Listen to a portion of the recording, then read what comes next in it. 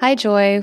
Welcome to Autism Knows No Borders. Thank you for being here today. Hi. Hi. Thank you for having me. Yeah, we have a wide range of topics to cover, and I'd like to start with your background. When did you first notice something was different about you? I've been diagnosed since I was 6. So I probably have didn't notice anything was different about me until I was 12. So around 12, I probably noticed the difference, but I've always known, about it. But I really didn't come into the awareness of what being autistic meant until I was in my 20s. And that's when I actually had the actual awareness of, the differences that I had from my peers. hmm What was it like for you growing up? Um, Fine. I went to a school where there were a lot of, because I'm 43, so at the time it was Asperger's, and I went to a school with a lot of kids that had the same diagnosis. So it was never anything weird to me. hmm Did you receive any services? Yes, but it was nothing that's really existent now. It was primarily a lot of experimental things because people didn't really know the approach of how to treat it um, then. So a lot of experimental things, a lot of things that would definitely be considered unethical now. A lot of punishment-based procedures, behavior management. hmm What could you be a little bit more specific with that? Um, electric shock therapy. Um, So you received electric uh, shock therapy. yeah, yeah. Okay. Um, a lot of procedures that just require what we in the field consider punishment. Anything that's aversive is punishment. hmm So if I flap my hands and I was reprimanded for flapping my hands, or I was sprayed, like I was in a program once where you would get sprayed with water if you flapped your hands to redirect you. That's aversive, and of course that's something that would never go on, like now. So this happened at school or you were going to a clinic? Hospitals, inpatient hospitals Okay. or facilities. Okay. And how old were you when this was going on? Um, from 6 to 16. Okay. And how often would you go to the hospitals? Depending on if I was having, sometimes I required inpatient if I was having, a hard time, but primarily the summers. But, just like anybody else, if you have like a crisis or you may have to be admitted for a short period of time. So just on and off throughout my lifetime. hmm And you mentioned they were trying to reduce hand flapping. hmm Were there other That was one behaviors of, too? oh yeah. Aggression, self injury, um, just things that would be considered repetitive or what they call stereotypical behavior. Um, so just the kind of like classic traits, classic autistic traits. hmm And do you feel that you're suffering from any trauma from any of those procedures? No, I mean, I don't know if you ever get past it, but to the ability that I have. It's not something that I think about beyond it being a motive to me not wanting other kids to go through anything that's aversive.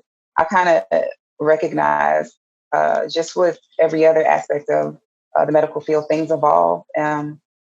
If you look at things that were done before me, like in your 20s and 30s, the type of lobotomies and, things evolve. So I recognize that and I don't have any like malice or anything. I just know that's how science and evolution and, the world goes. So it's I'm not angry or anything about it.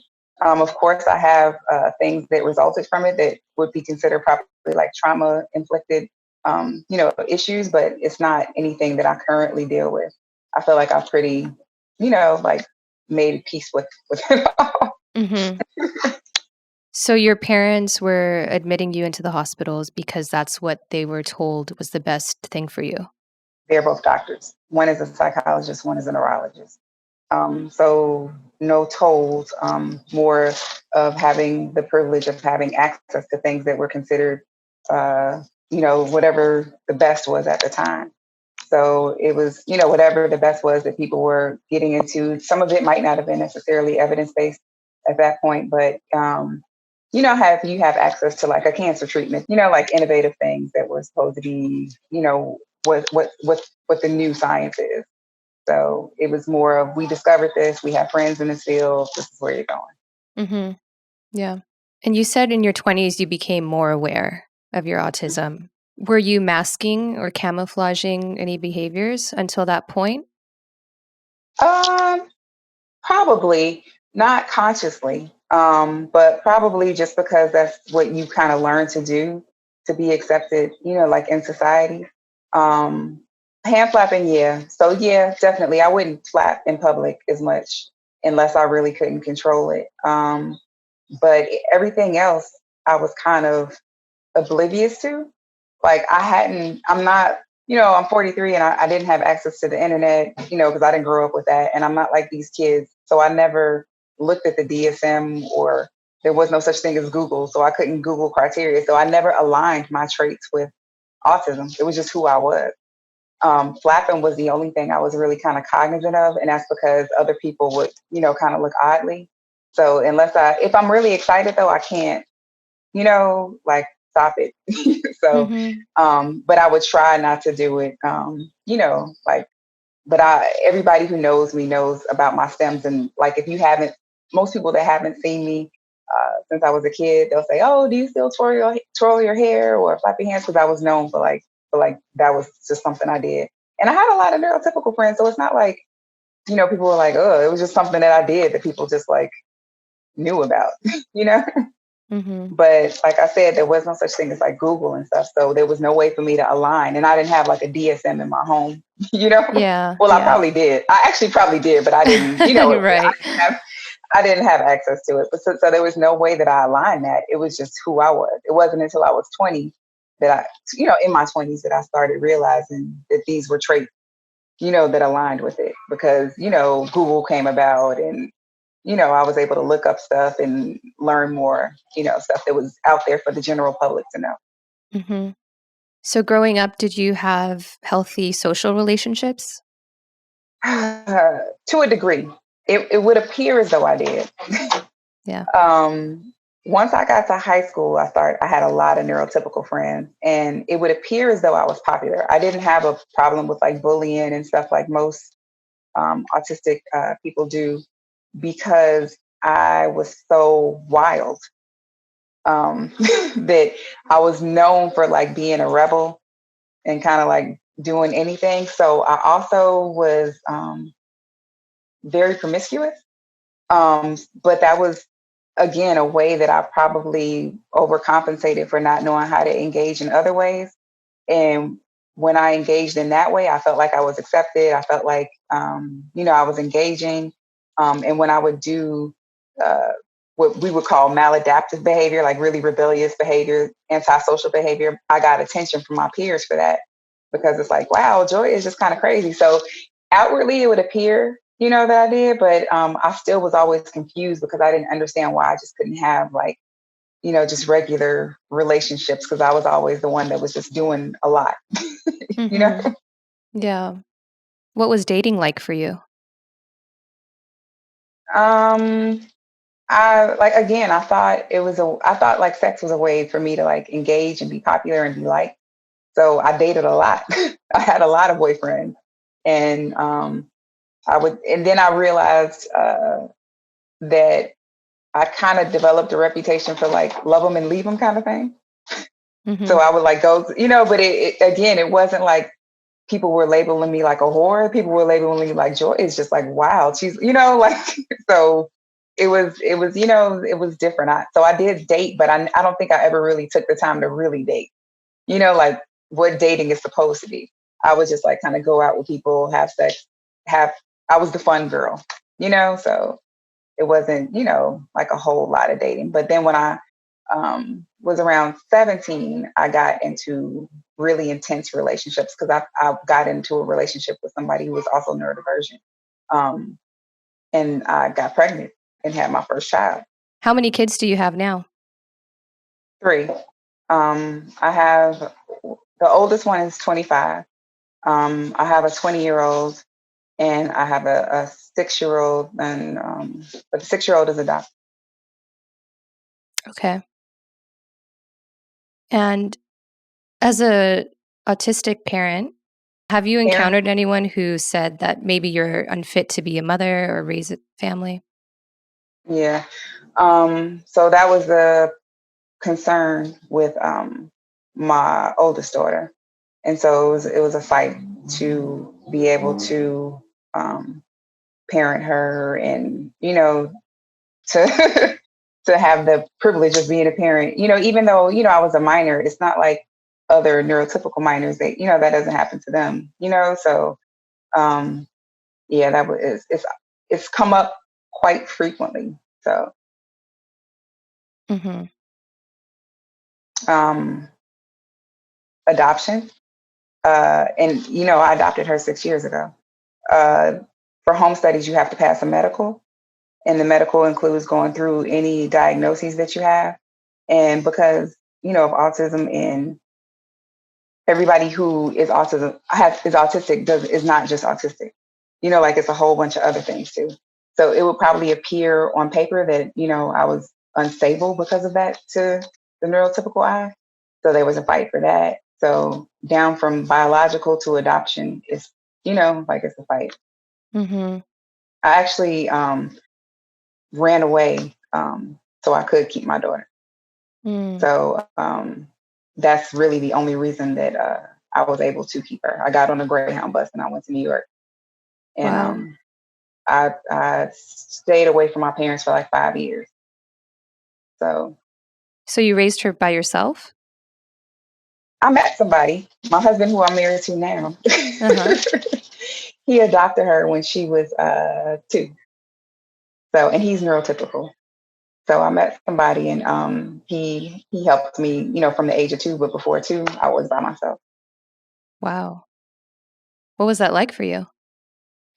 Um, it's just really difficult. When I went to New York, I had kind of, back in the day, I know you're probably young, but there was like a TV show called Montel Williams.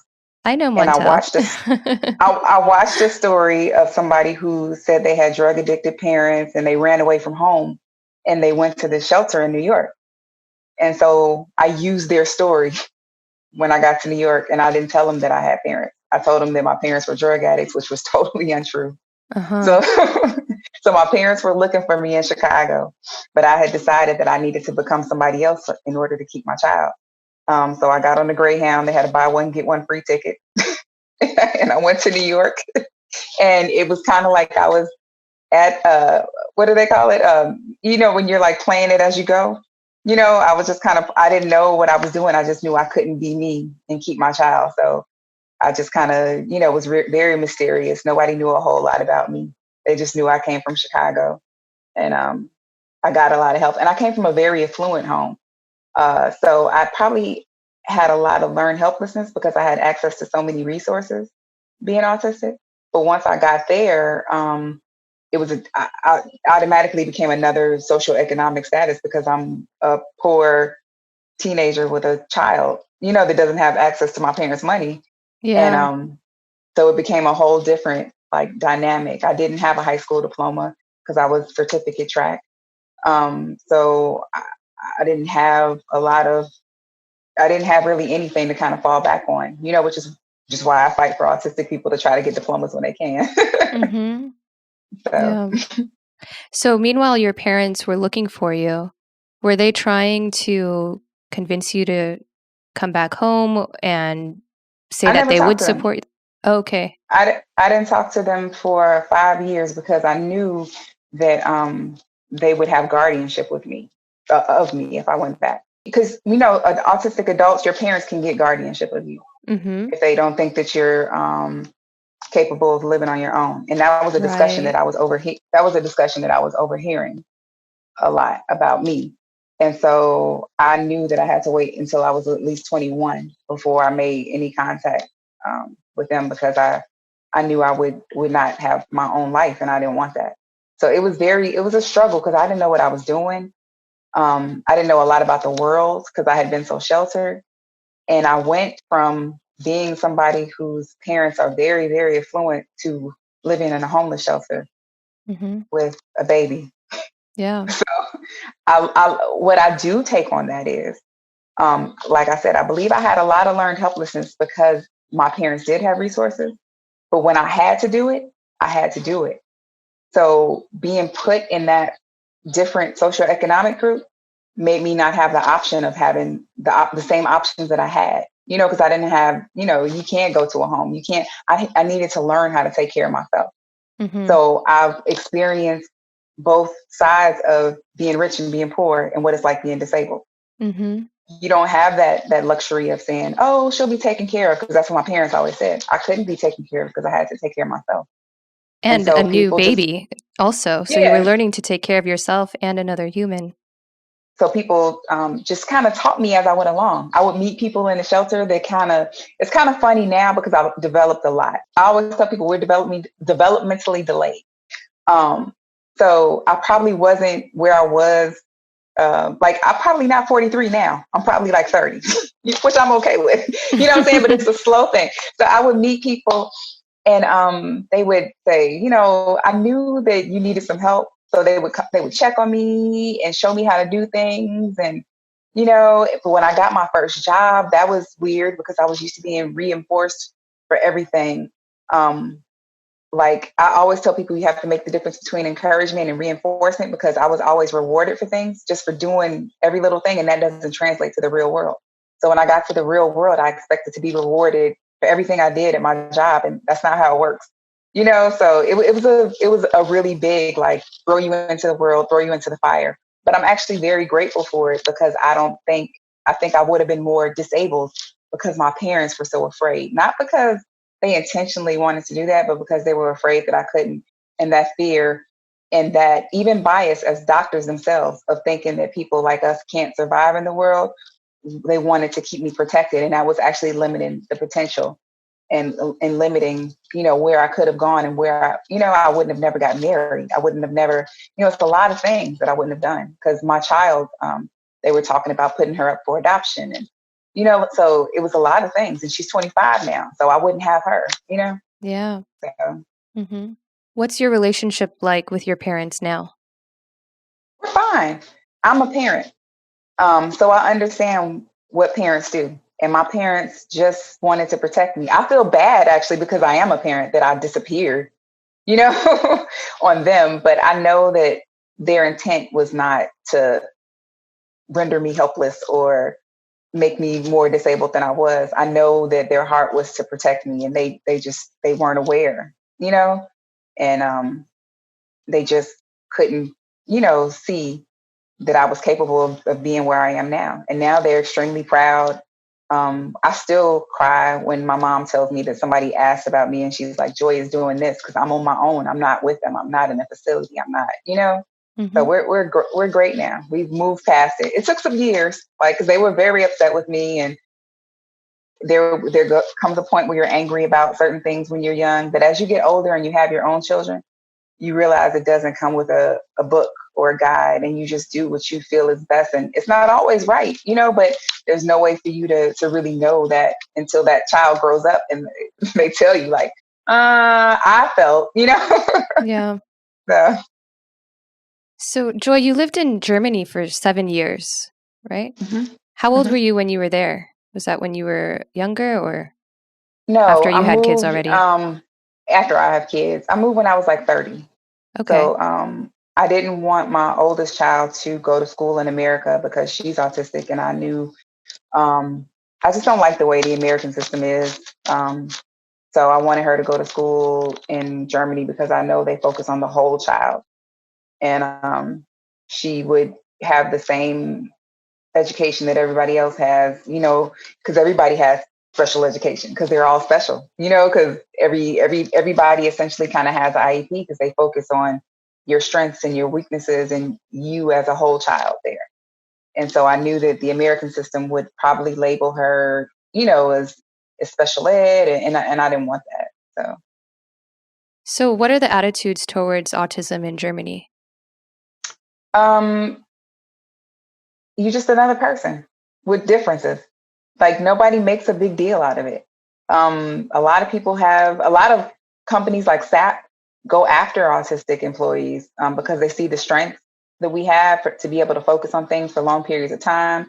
So you're just another person. A lot of people that have like cognitive disabilities work for the post office um, and have good jobs, and that allows them to socialize every day and have the same routine. So they recognize, some of our traits but our strengths at the same time, and they help us to succeed in ways that I feel America doesn't do yet. They don't just. America sometimes boxes us in and thinks we can only push carts at a grocery store or stock shelves, or they don't see the creative ways that your special interest or the talents that you have can translate into a strength as an employee Hmm. or as a person. Period. So, why did you come back to the US? It was just time. Like I'm American, so it was just time to come back, and I like to travel. I like to see different places. I'm living in Baltimore now. I'm not from Baltimore. So it was just she's an adult, so it's just something, different. I might go back. I haven't decided, but I just wanted, and I did want to help here. I didn't know how. Initially I thought I wanted to be a teacher. But I quickly realized it wasn't teaching that I wanted to do. I wanted to make, not like teachers aren't meaningful, but I wanted to have a stronger impact on behavior than just the learning aspect of it. Yeah, now you're a behavior specialist using ABA strategies in your practice. Hmm. And you're also almost done with all of your supervision hours to sit for the BCBA exam. Yeah. Yeah. So, could you describe some of the services that you offer?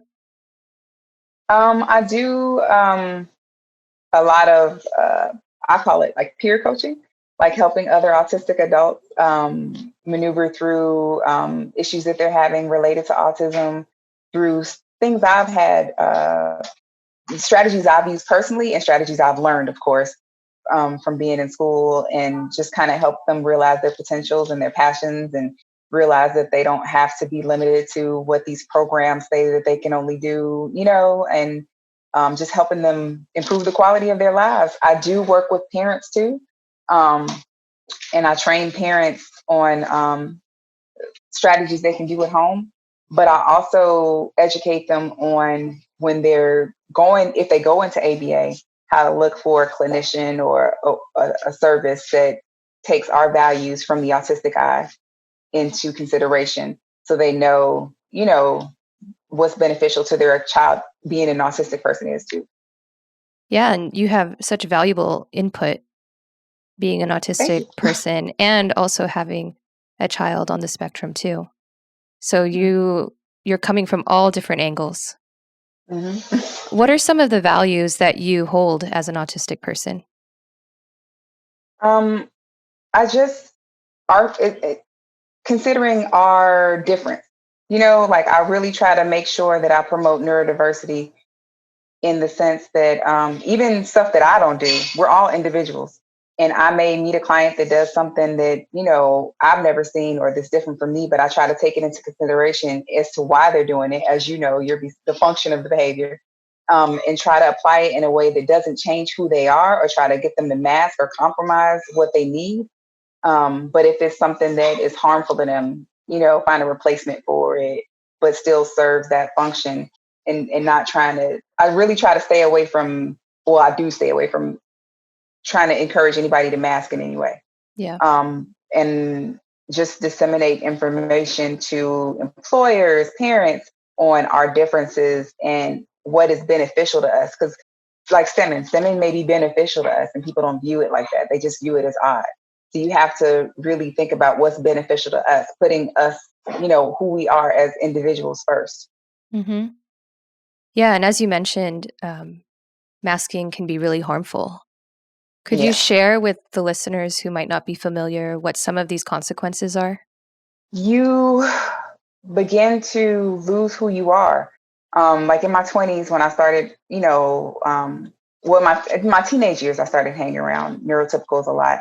So I probably was doing it without, well, I know I was doing it without realizing it. And I realized nobody really knew me. So did I really have friends? Mm. Because I was holding back a lot of things that I did or who I really was. So you get depressed because you feel alone, because you feel like nobody really knows who I am because I can't be who I am. And I'm holding that back from everybody. And so suppressing all of that is just, you get a lot of emotional turmoil. And like for me, stimming is also a happy thing.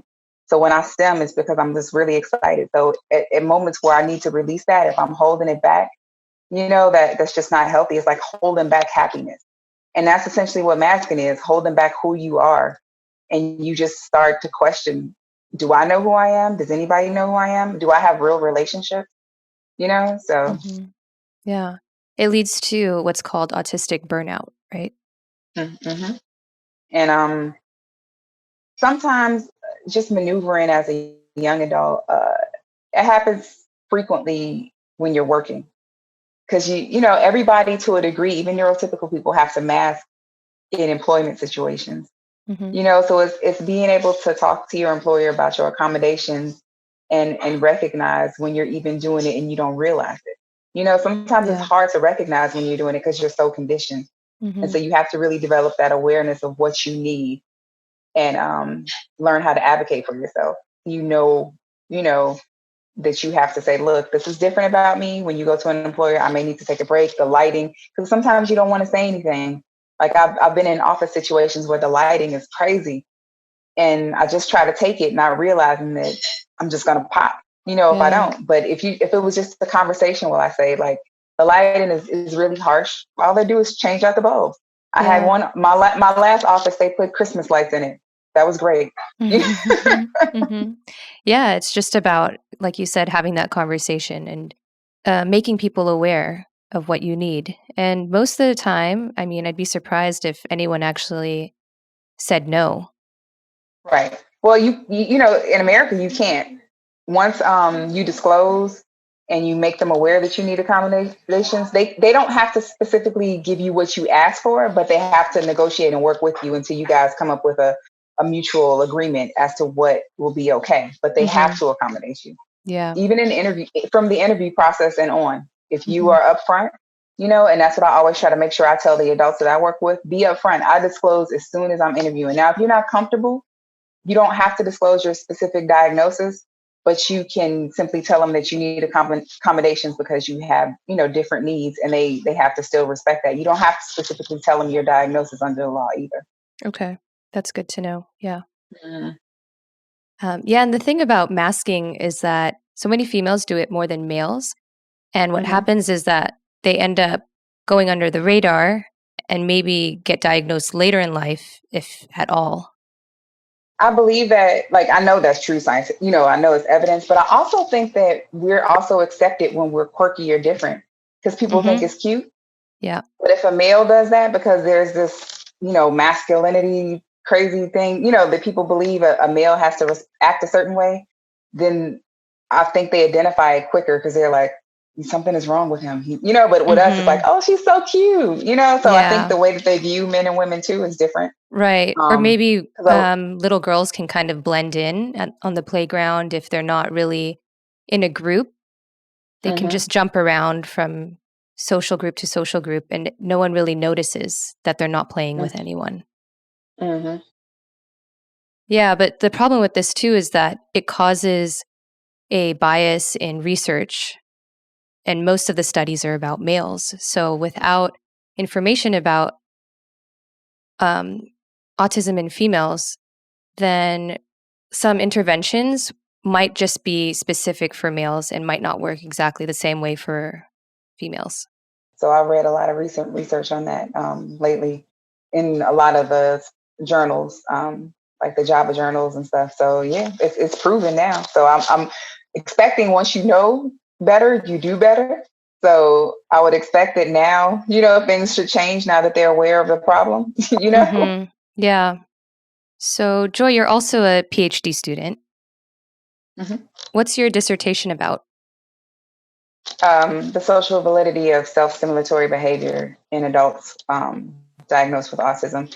So it's kind of like everything I do from here on out. The only reason I'm getting my PhD is because I want to do more research that involves us. So we have a voice in treatment. Like the research will inevitably impact treatment. So I want our voices to be validated. And unfortunately, I feel like ABA doesn't recognize us as the key stakeholders that we are all the time. And we're also the consumers. And I feel like a lot of it is dictated from the neurotypical perspective in terms of social significance, because that's really subjective.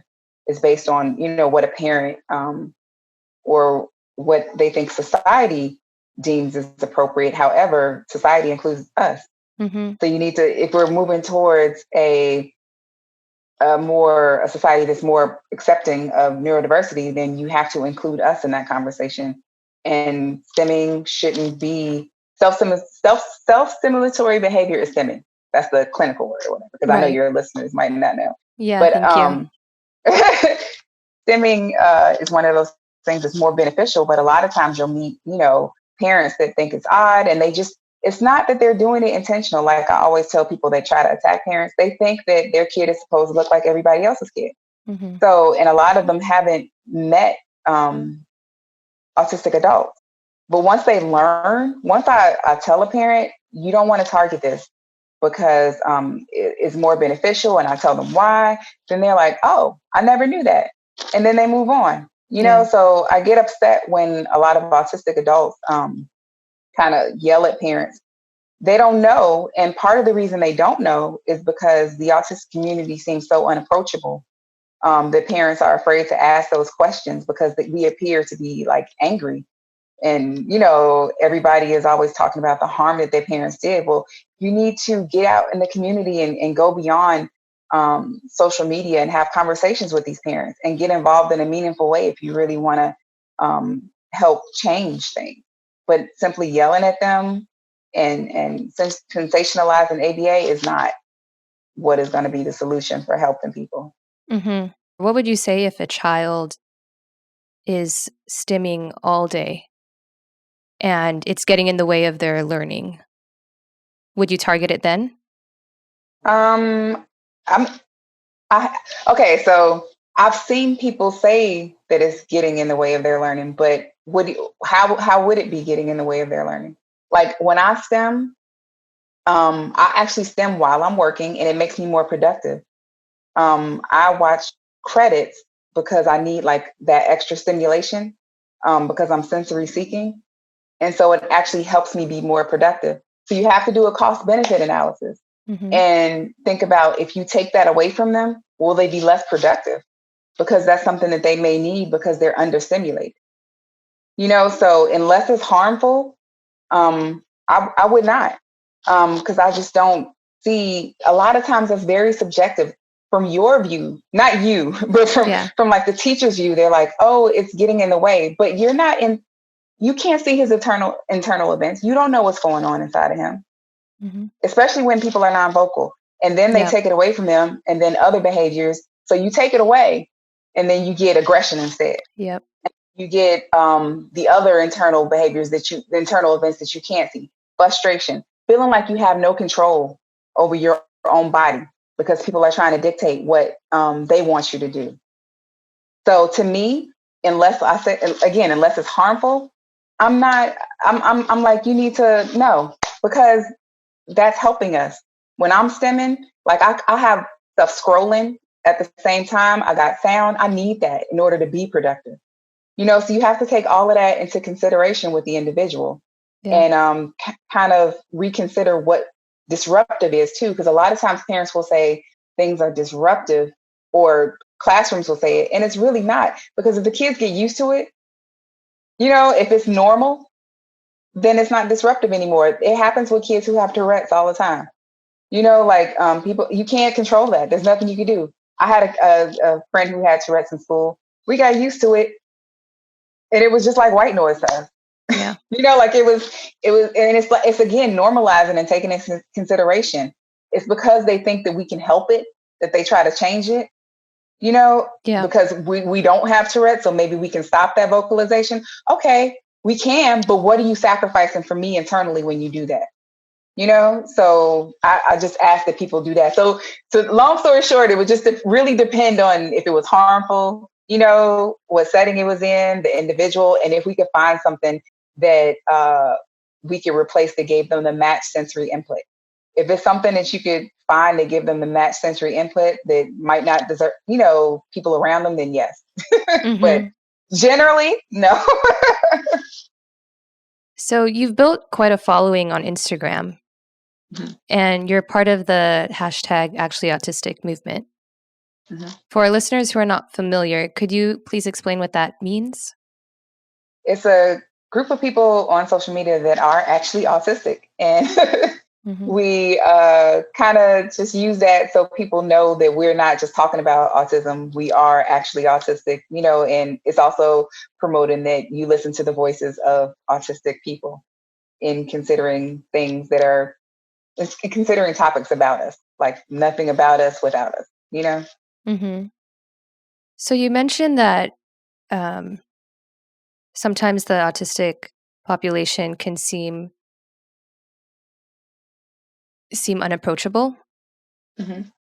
And have you encountered any conflicts because you're doing ABA Mhm. and conflicts from other people who maybe are anti-ABA?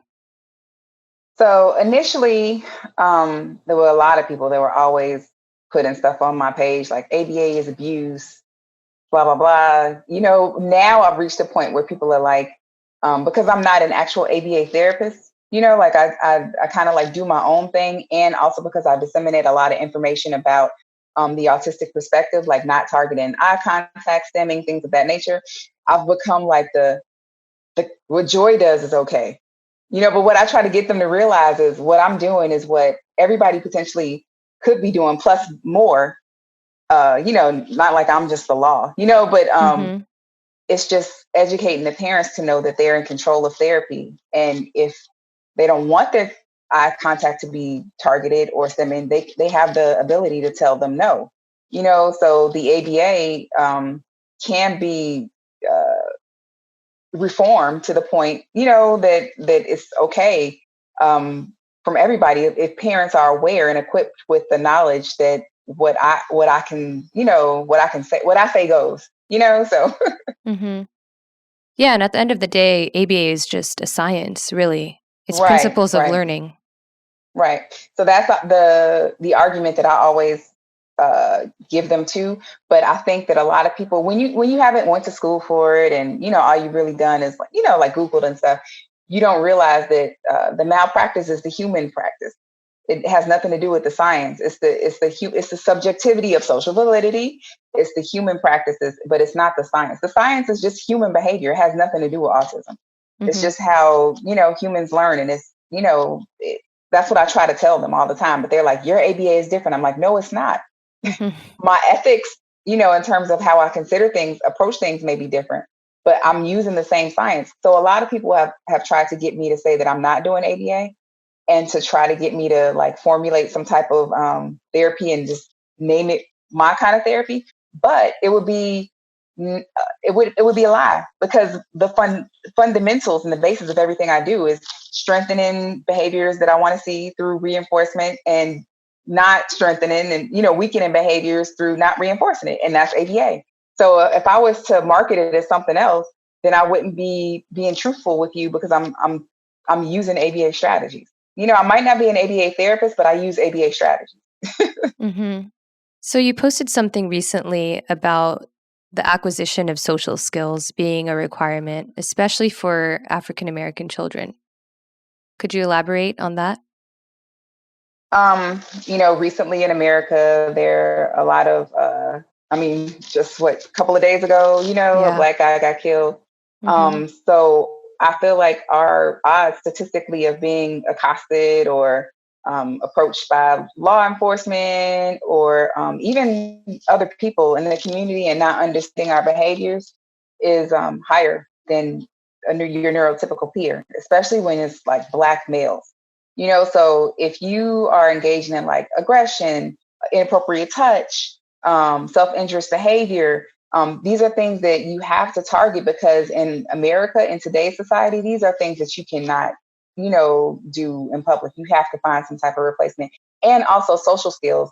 You can teach and help people to know how to interact with law enforcement, specifically when they do encounter them. Like that can be a whole, like Yeah. program to know to disclose, to know, knowing when to disclose and how to disclose.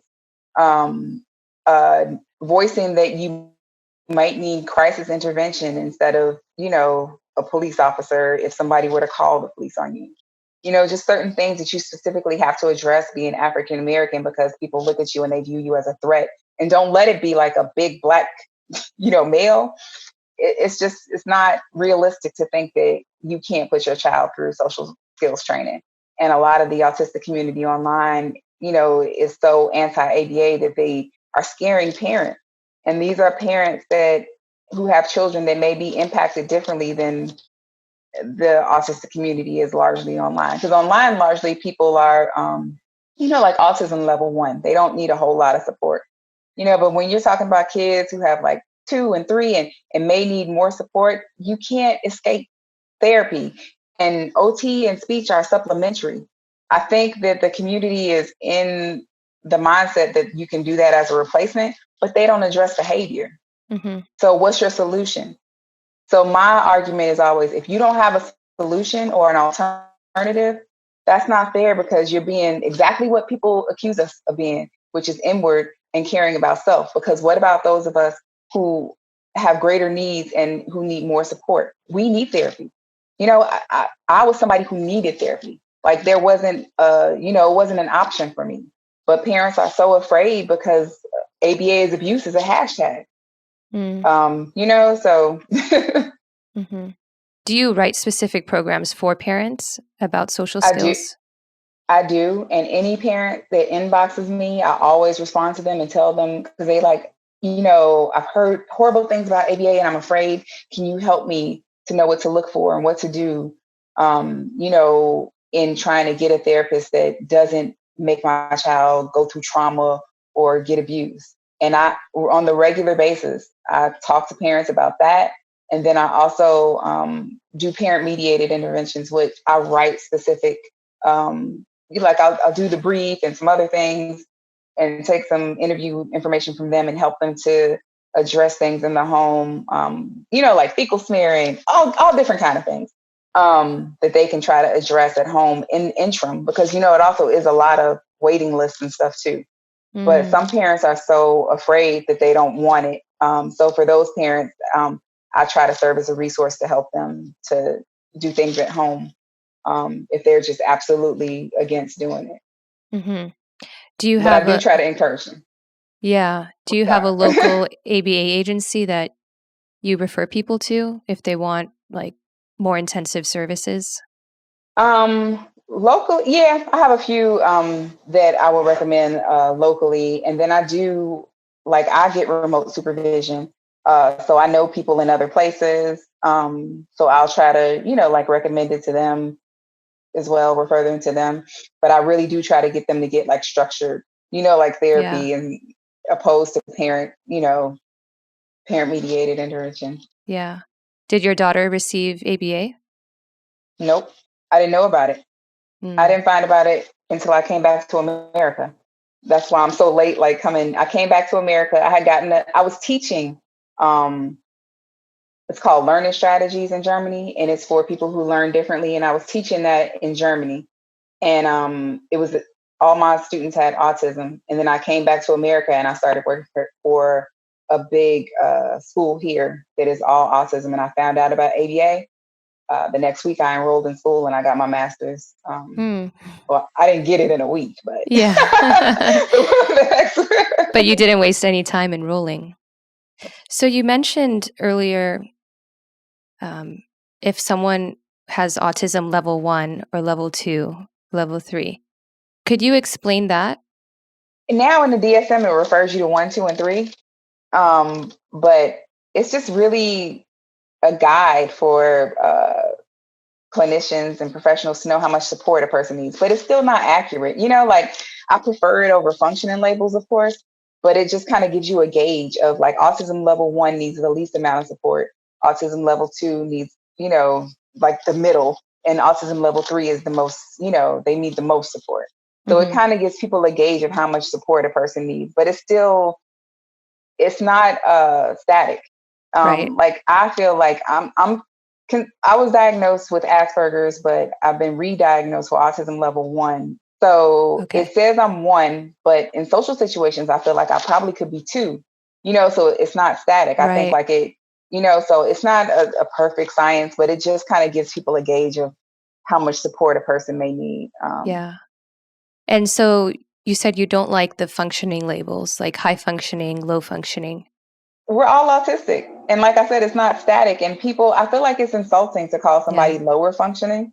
And so my peers that people consider that, a lot of times, to be honest, they can be a lot more, because that depends on the context of the situation, very subjective. So if you look at a lot of quote unquote former Aspies, a lot of us have problems finding employment and keeping employment. However, I have clients that I have that would be considered by societal norms lower functioning, and they've had the same job for 20 years.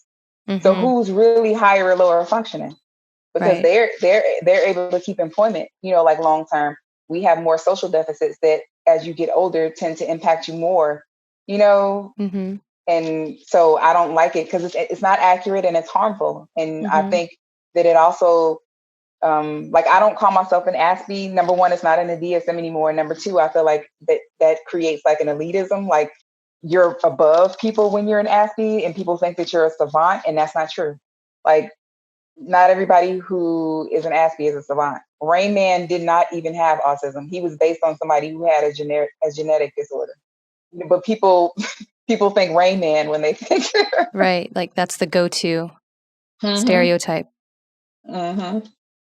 Yeah. And with classifying people or with labeling people as low functioning when maybe they have higher skills, it is underestimating their potential. And then the other way around, people who are high functioning, if you call them high functioning, it maybe doesn't give them a chance to get the right services or the right help that they need. Yeah, people ignore their deficits.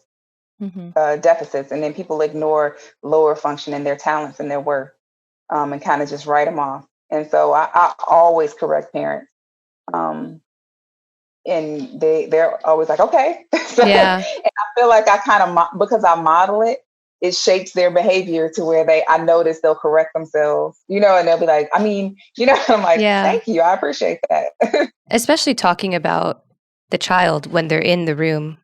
Because we hear that.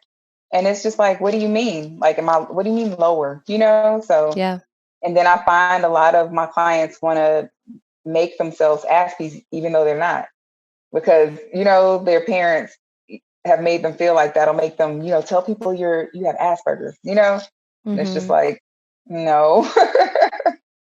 So, Yeah. Okay, Joy, I'd like to close with one last question. Do you have any advice for parents whose autistic children have now grown up to be adults? I always want to tell parents to not write a child off once they turn 21 as having achieved everything that they could have achieved.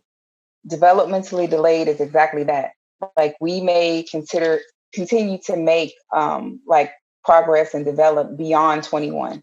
I was 26 when I got my GED and didn't go to college until after that. But if people had given up and kind of thought that, oh, that's where she's going to be at 21, um, I wouldn't have been where I am today. So just remember that we may move a little bit slower and it may be a delay, but still invest and believe in your adult children that they can still, realize their unique potentials that may look different, but, that they can get there still. Yeah, that's great advice. Because that's what I'm dealing with a lot now. Parents who have kids that are at home still and, Right, are right. dealing with different issues. And like lately I started a adult support group because I have a lot of them that are doing stuff like excessive masturbation and things like that, but it's because they want to be in a relationship. And so it's not necessarily the sexual thing.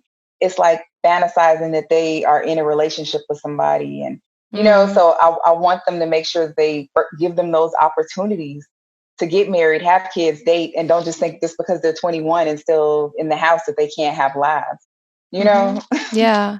That's where I'm leaning towards as to trying to serve. I have, DCFS will take our kids at a higher rate than drug addicts just because we have autism, and think that we can't parent. So I think that it's a civil rights issue that they try to throw us in a neurotypical parenting class. So they'll give you 90 days, put you in a neurotypical parenting class, but then you don't learn, and they wonder why, because you don't learn that way.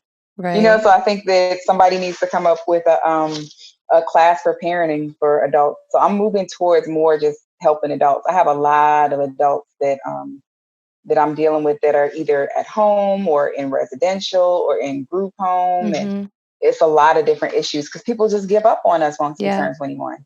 Yeah. It's just like, really? Luckily, I met my husband and he saw the potential I had because I believe what people said too. Because you hear it so much, you just think, I have autism. I can't do this. So. Yeah, it's true though, because at least in the US, there aren't so many services for adults. Yeah. Like job Once training. you turn 21, it's over. And I'm gonna tell you what I'm really pissed off about. A lot of these organizations will get the adults and put them in programs. But think about it.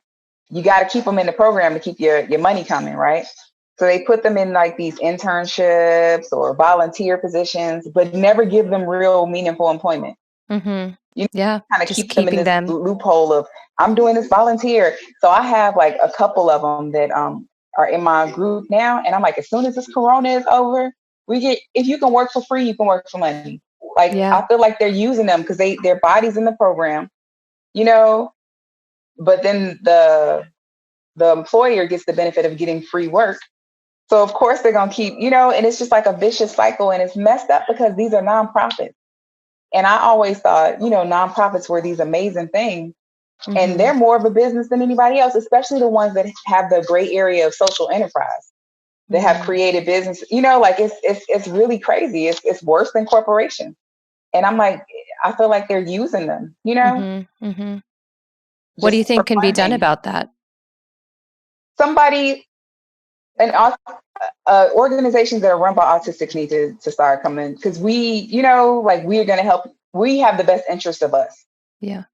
So we need more people in place that are there for us, and if you think about it, a lot of us are really rigid when it comes to fairness. We don't lie, we don't cheat, so we're going to make sure that we ensure that we get, because they don't even realize it. They just think, oh, that's all I can do. I can only volunteer. I can only do internships. I can, and it's like, no, I took 3 people out of a program that I was working for, and I got them jobs within a month, and they're all still there. Essential workers working through the corona. But yet their entire lives, they were told that they had to go to this day program and only do volunteer work, sweeping, doing janitorial services. Like, I'm rigid with my food. So luckily I developed relationships with the places that I eat, because they know me, because I'm real weird with like my food. So I have unique relationships. And Mod Pizza, that's a place in America now that's like in Starbucks, because they know me and the locations that I go to, they're like, oh, that's Joy. She needs stuff to look. I have to have it a certain amount of ingredients on a certain, like, I'm real weird. It has to look a certain way. But no, I get it. I'm like that too. Yeah. Well, because they know me, we've talked about it, and I've ended up developing these relationships that have gotten my people that I know employment. Because they're like, oh, we know you and you have autism and you're just different. So that kind of opens their minds to, like, I'm like, well, I got a friend. I'll call one of my clients like a friend. I'll be like, I got a friend that needs a job. Would you consider them? And they're like, yeah. So, and Starbucks is amazing. Like, Starbucks has like 4 people that I know, Oh, nice. Yeah. Because so I go to Starbucks. I go to Starbucks 3 times a day. And they know what I drink, and it's really specific. So you're like doing job coaching on the side. That's part of what I call like the peer self-management. Like, I help them once we get to the point where we have behaviors under control. I try to move to transitioning and helping them find employment. I have a couple of people that I'm talking to now that are in group homes, and I'm going to try to transition them to independent living with help because you can get assistance. And then I have a couple of people, and this is what really makes me upset. They're in situations where people are using them for their check, Mm-hmm. and they don't realize it because they get Social Security. So they're paying all. I have a girl I just talked to yesterday. She's paying all the bills in her Wow. home, but she Yeah. never has any money for herself. And I was telling her last night, if you can afford to take care of your whole family, which is like 10 people in there, you can definitely get somebody. We can get DDA to set you up with the waiver, and you can have somebody to help you come in with the cooking and cleaning, but you can pay your own bills and live by yourself.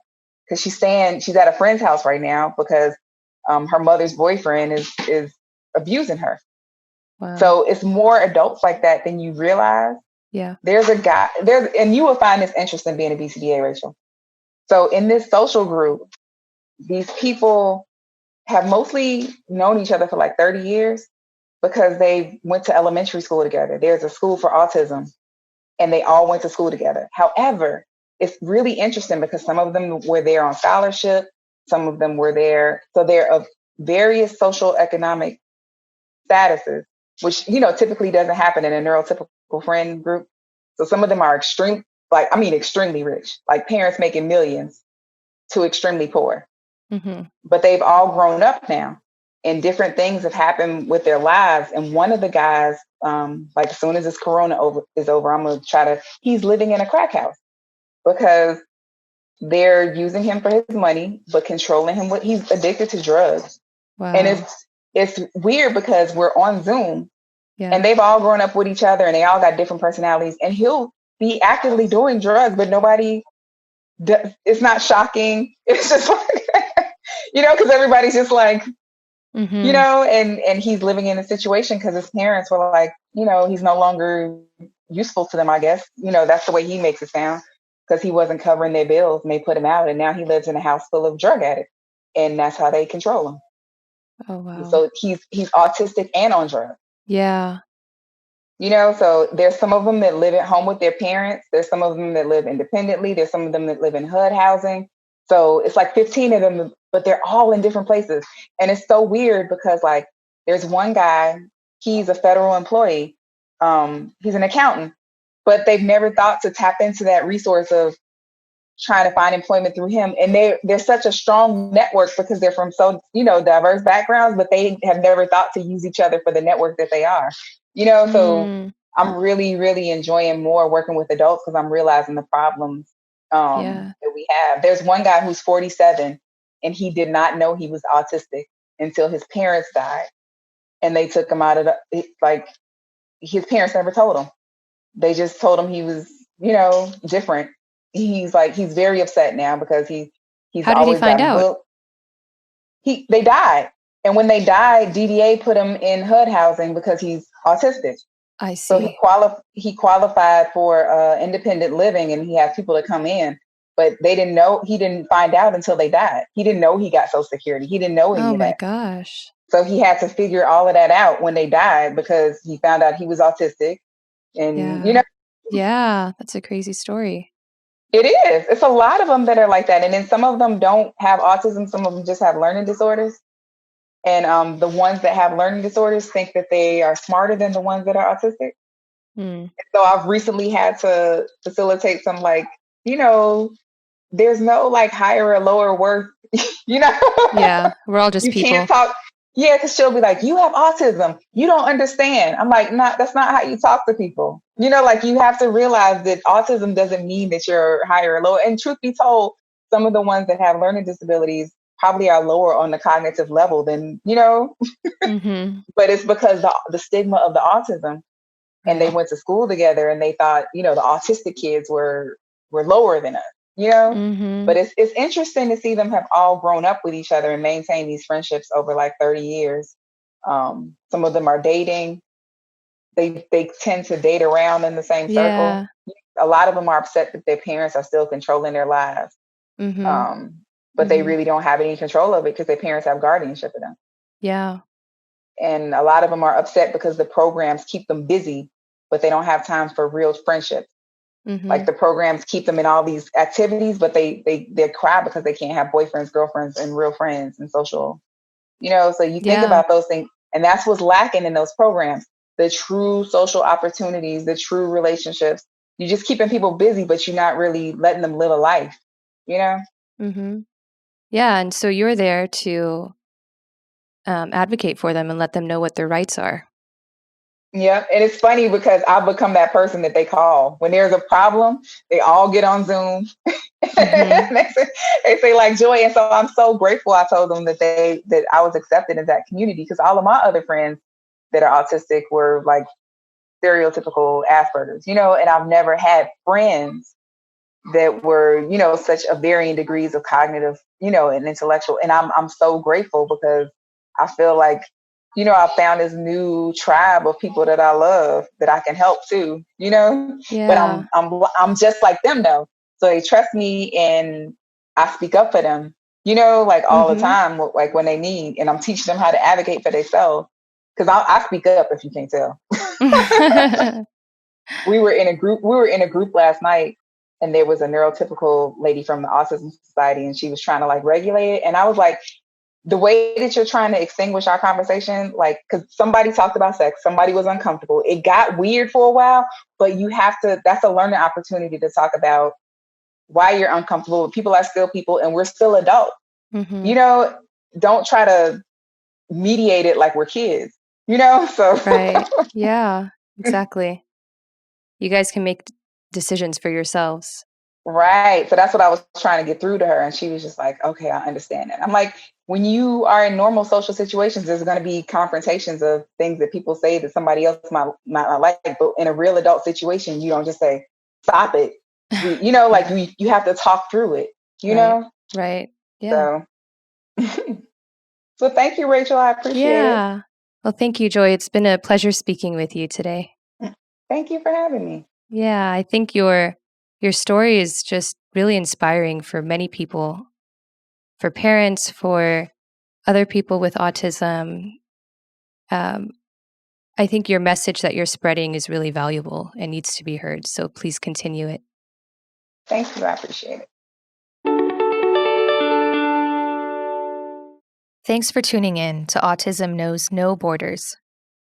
I hope Joy's story shed more light on how autism impacts different aspects of people's lives. Joy posts valuable resources on her Instagram at JoyFJohnson. Her recent posts include ways to teach safe behavior during an encounter with law enforcement. Joy teaches children skills such as disclosing their diagnosis verbally or through handout cards, keeping their hands visible at all times, using coping strategies to stay calm and not run away, and calling a personal advocate, relative, or friend. In the US, individuals with autism are more likely to be approached by law enforcement than their neurotypical peers. The odds are even higher if they're also African American males.